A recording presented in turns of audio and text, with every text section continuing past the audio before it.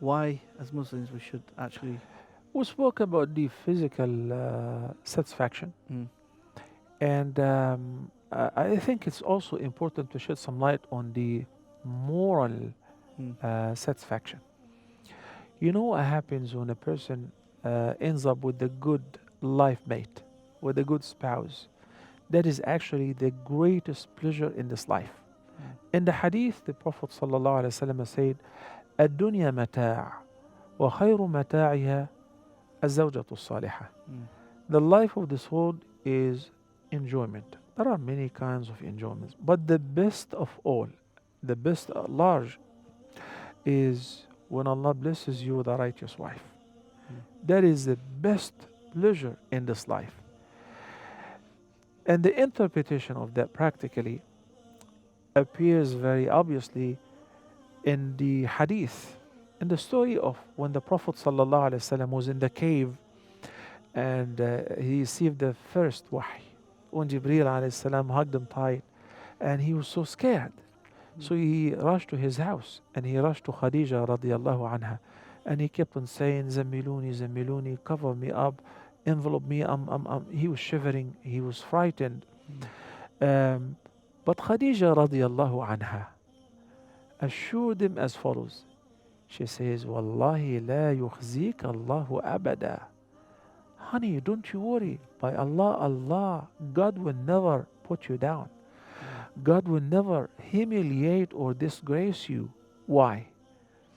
She says, you're the kindest person on earth. You uphold the ties of your kinship. You help the poor. You help the needy. You assist those who are in need. You take care of your family. You honor your guests. You're super nice. So she mentioned his good qualities in mm, order to assure him that God will not let you down. There must be something good about it that you're not aware of.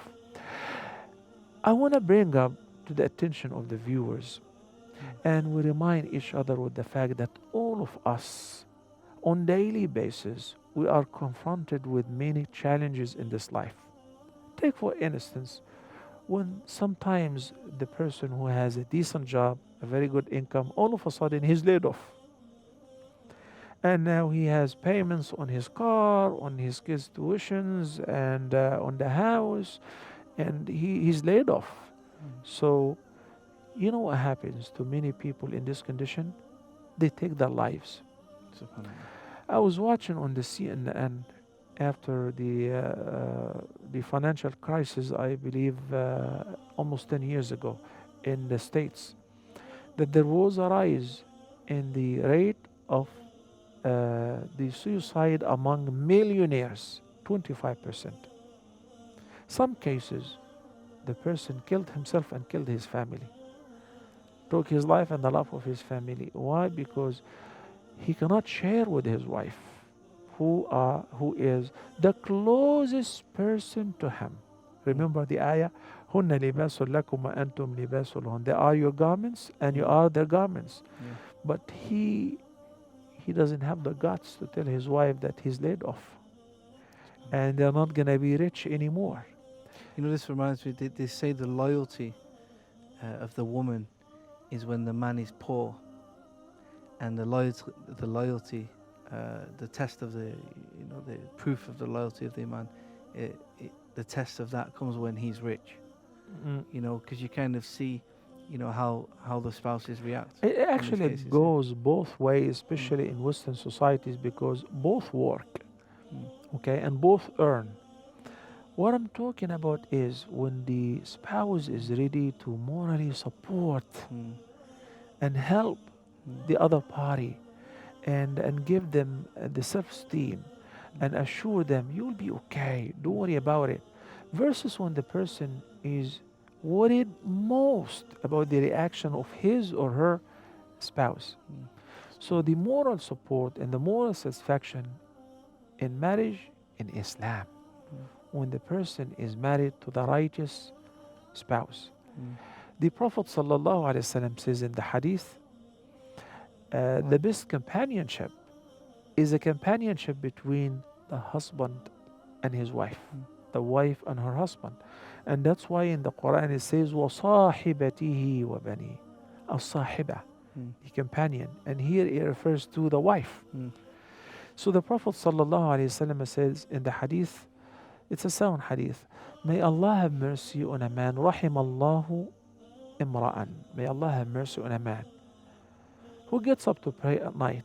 So this is voluntary. It's a night prayer. It's not mandatory. And instead of praying by himself, as many people do, he decides to wake up his wife so she would join him in the night prayer. But she's too sleepy. So the Prophet ﷺ says, and he wets his fingers with water and he splashes some water over her face in order to wake her up. Honey, wake up. We're going to pray 2 rak'ahs together. We're going to read a few pages of the Quran together at night, yeah, because Qiyamul Layl is the honor of the believer, you know. And may Allah have mercy on a woman who wakes up to pray at night. And in our today's world, most of those who pray at night are the women. And men are asleep. I don't want to say snoring, but they're working hard and they say, Alhamdulillah, at least somebody at home is praying. So the Prophet ﷺ says, may Allah have mercy on a woman who wakes up at night to pray. And then she wakes up her husband to pray with her. He's going to be the imam, not the other way around.